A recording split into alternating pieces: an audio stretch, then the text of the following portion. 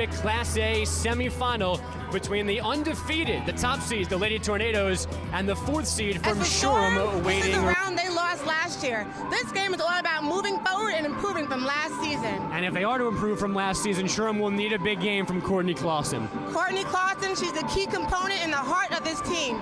She has to come up big today and do a little bit of everything in order for her team to make it to the into the paint championship. she goes. Can't hit though, and Clasen gets her team a second chance. Great rebound by Clasen, way to stay with it. Quick transition for a 3. Rims out. Scott can't control the Tell offensive right now, kick. she's confident and looking for her shot. Clasen to the rim. Too strong. Gets her own miss, and will get free throws.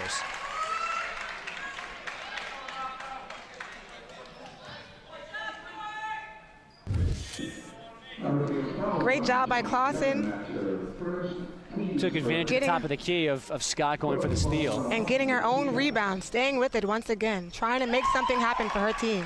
She knocks down the first free throw, her first point today. Courtney scoring almost 14 points tonight, almost 11 rebounds per game. Shoreham now has it under control, and it's Clark across the timeline. Long 3 from Clasen is good. Clasen stepping up. The coach said before the game she has to do a little bit of everything. She might be the highest scorer with the most assists, most rebounds, most everything. You can play the way she's playing. Plus Scott and Kelly now a steal. It's Clasen by herself for an easy 2. Shoreham putting that defensive pressure on this Harborfield offense. 2 run. Tunick can't slow it down. Clasen will go the other way with speed around Scott. Clasen coast to coast. Free throws on the way. Harborfield to his bench. Helena Ottaviano, a lot of their wins this year have been on the easier side of things. They have to travel on the catch from Tunick. They win their game. Clasen for Kerry Clark for 3. She gets it. Scott against Clasen, falling away off glass. No, Scott can't get it back. Waiting on the winner today. Scott, nice drive, no finish. Clasen looking to push, throwing it ahead for Hutchins twice, but after a 20-point first quarter, 7's a big drop-off, and Clasen can't hit that. She and Tunick battle for the rebound. They let him play, and Clasen's got it back. Driving around Scott, the floater falls through. Clasen, strong move, getting into the lane strong, being confident. Good job Differential by Clasen. here, shot clock to game clock. Clasen almost knocked away the pass. Scott throws a shoulder into her, and they'll go the other way. Good defense by Clasen, but Scott, she is the heart of their team. She has to make sure she doesn't get these little fouls. Clasen trying to catch up, and she swats it away. Courtney Clasen, who gets 4.5 blocks per game, gets one there emphatically. Look at Clasen come from behind, running the court, and getting that block. Knew she had the height advantage and was going to make sure she let that be known. I think Shoreham, they're stepping up. I think they're playing impressive thus far. The Borges 3 too strong. Clasen had a block a moment ago, got the rebound, now wants to push. Going all the way for 2 and a foul.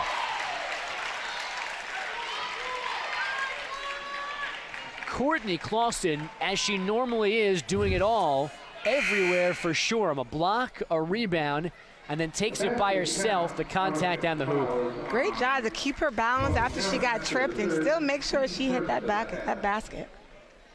And maybe most importantly, Tony Darren gets her third foul. They have nothing to lose. They're leaving it all out on the court, and they're playing nice and loose. This is why they're playing so well. They have nothing to lose today. Clasen that time couldn't finish with the left hand off a turnover, but her team has the ball back down as Shoreham sits down, and Adam Lee Avery on his knees in that huddle runs through some things for his team, which has been led today as per usual by Courtney Clasen, their junior forward.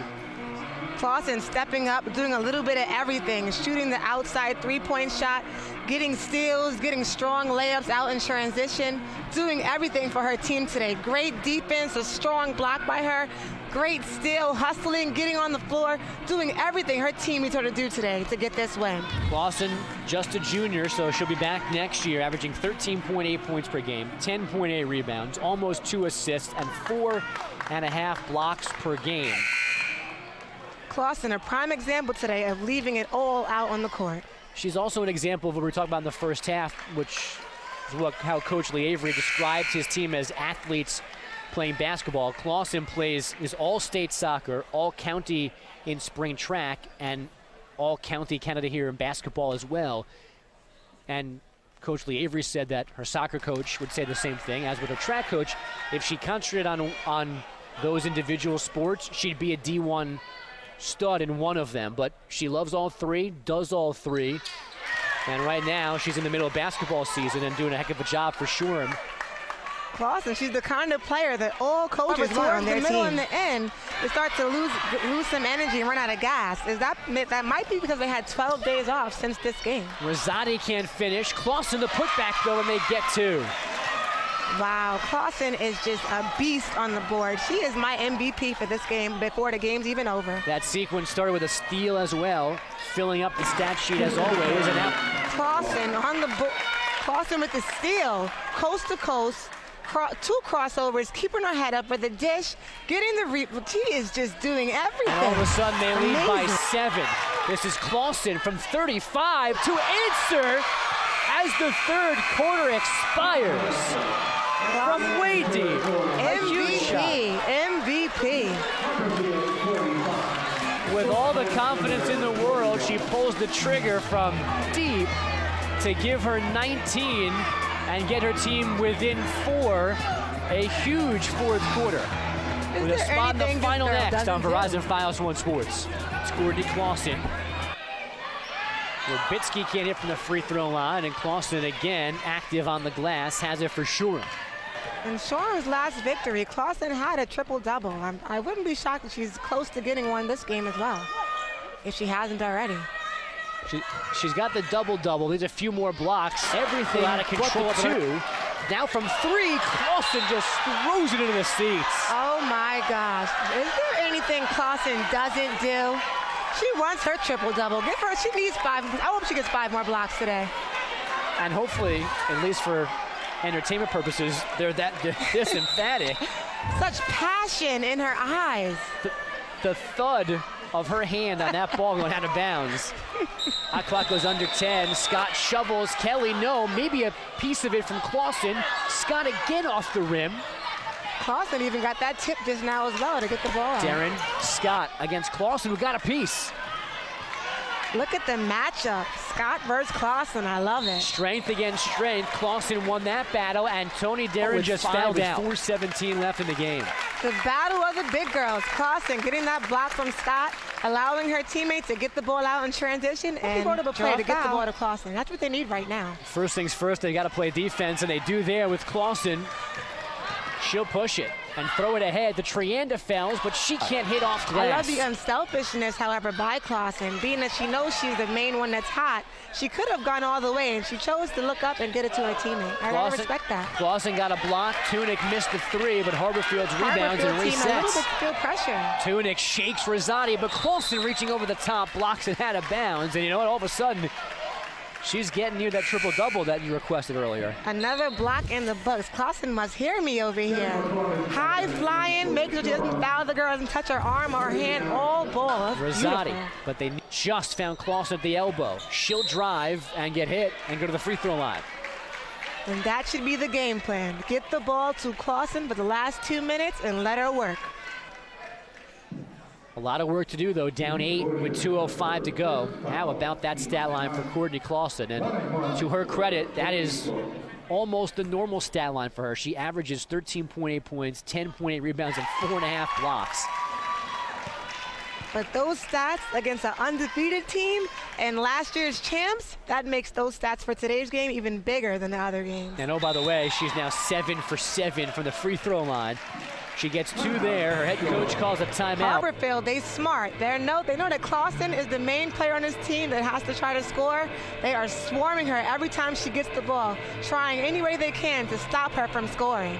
And if they stop her, they know the game is in their hands. Well, with all due respect to the other 4 Wildcats on the floor, I mean, that kind of has to be your game plan. None of them the accomplished scorer that Clasen is, so you have to dare them. You have to make her give the ball and then dare one of her teammates to beat you. And if they do, then fine, but you want them to take the shot, not Clasen. But these last 2 minutes, I might need Clasen to play a little bit more selfish and less team basketball, which is something I probably shouldn't say. I need her to be selfish right now. Well, at some point, if you're the best player, you got to be the best player. Yes, you have to. And we've already saw that her range extends to 30 feet from her near buzzer beater third quarter, so maybe take a step back, pull the trigger, because they need some points here in bunches getting late. First one rims out. Kelly fighting for the glass, but Clausen's got it. Seconds to go. Clasen still playing till the end. Look at that. But now that'll be it. Shoreham did everything it could, but it was not enough to knock off Harborfield in a losing effort from Courtney Clasen. Did all she could to get Shoreham a big win on the road, but it was not enough in the end, even with a 30-foot three at the end of the third quarter. Harborfield's, as per usual, just a little bit too much.